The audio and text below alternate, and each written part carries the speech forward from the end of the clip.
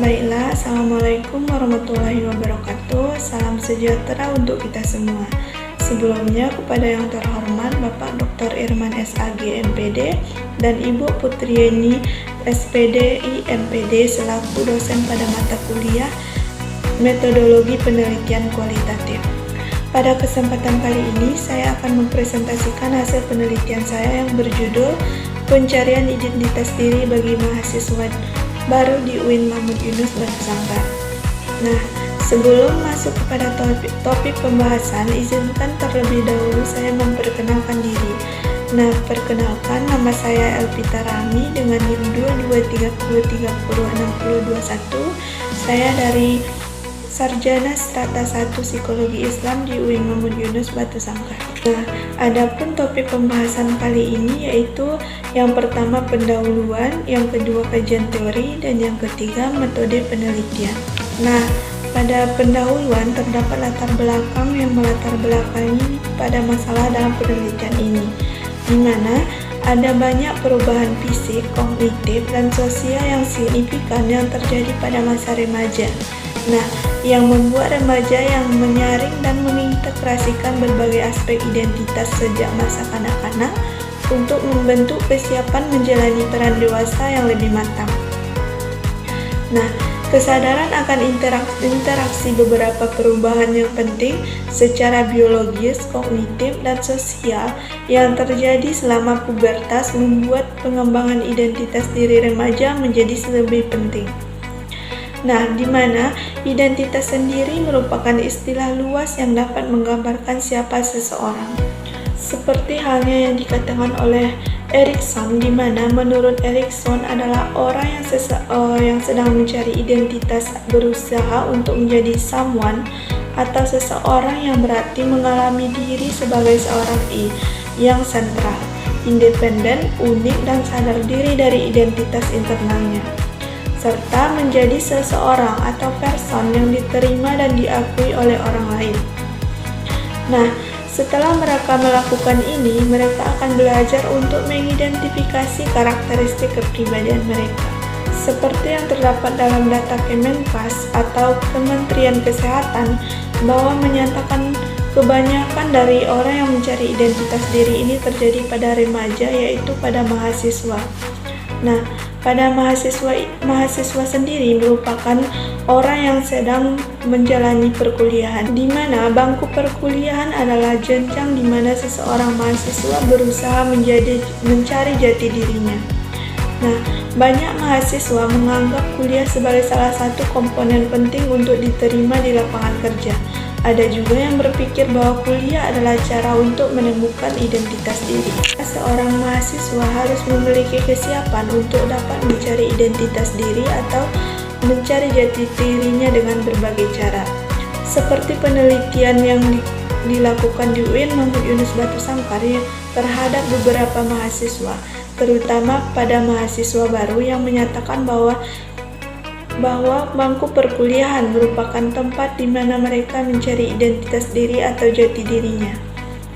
Selanjutnya ada fokus dan subfokus pada penelitian ini, di mana fokus penelitian ini difokuskan pada bagaimana pencarian identitas diri bagi mahasiswa baru UIN Mahmud Yunus Batu Sangkar. Nah, selanjutnya subfokus pada penelitian ini diantaranya bagaimana proses pencarian identitas diri mahasiswa baru di kampus UIN Mahmud Yunus Batu Sangkar. Nah, yang kedua, apa saja modal identitas diri mahasiswa baru di kampus UIN Mahmud Yunus Batu Sangkar. Selanjutnya, tujuan dari penelitian ini. Yang pertama, menjelaskan proses pencarian identitas diri mahasiswa baru di kampus UIN Mahmud Yunus Batu Sangkar. Yang kedua, menjelaskan model pencarian identitas diri bagi mahasiswa baru di UIN Mahmud Yunus Batu Sangkar. Nah, selain dari tujuan penelitian, tentunya ada manfaat dari penelitian ini sendiri. Yang pertama, manfaat teoritis, di mana mengembangkan pengetahuan dan gagasan tentang strategi coping stres dalam pendidikan dan ilmu pengetahuan. Nah, yang kedua, manfaat praktis. Jika mahasiswa memiliki strategi coping stres yang tepat untuk menangani masalah dan tuntutan perkuliahan, itu akan membantu mereka menjadi lebih kuat dalam menghadapi tantangan dan kesulitan di masa depan. Nah, selanjutnya masuk kepada pokok pembahasan yang kedua, yaitu kajian teori, di mana di sini terdapat pengertian identitas diri sendiri. Nah, maksudnya identitas diri adalah prinsip yang membedakan seseorang dengan orang lain. Dan menurut Marcia pada tahun 1993 mengatakan bahwa identitas diri adalah bagian penting dari identitas personal dari seseorang. Nah, yang kedua, modal identitas diri. Identitas diri didefinisikan oleh kumpulan makna. Misalnya, berdasarkan identitas gender, seseorang diidentifikasi sebagai maskulin atau feminim. Nah, dari jenis kelamin seseorang bervariasi dari masyarakat ke masyarakat, bahkan di antara anggota komunitas. Nah, menurut Rumini dan Sundari, identitas didefinisikan sebagai cara hidup tertentu yang telah ditetapkan sejak lama dan menentukan peran sosial yang harus dimainkan. Yang ketiga, proses terbentuknya identitas diri, di mana konstruksi identitas merupakan proses sosial karena melibatkan tidak hanya individu tetapi juga kelompok masyarakat yang disebut khalayak yang mengalami proses individu yang sama. Nah, yang keempat ada pengertian mahasiswa sendiri, di mana dalam Kamus Bahasa Indonesia atau KBBI sama dengan orang yang belajar di sekolah. Nah, baiklah, kita masuk kepada pembahasan yang terakhir, yaitu tentang metode penelitian. Jenis penelitian yang digunakan dalam penelitian ini adalah penelitian lapangan atau field research dengan pendekatan metode deskriptif kualitatif. Menurut Sugiono, metode deskriptif kualitatif adalah metode yang berasal dari filsafat post-positivisme yang digunakan untuk mempelajari kondisi objek alami.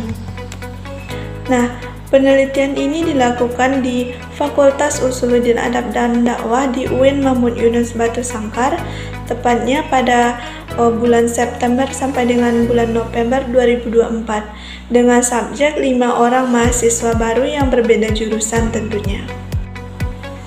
Nah, selanjutnya instrumen dalam penelitian ini adalah peneliti menggunakan daftar pertanyaan sebagai pedoman wawancara. Nah, teknik pengumpulan datanya adalah berupa metode observasi, yaitu metode ini digunakan untuk melihat situasi sosial, perilaku, dan aktivitas secara langsung pada mahasiswa organisasi penelitian yang tidak diungkap dalam wawancara. Nah, sekian presentasi saya pada kali ini. Saya akhiri. Assalamualaikum warahmatullahi wabarakatuh.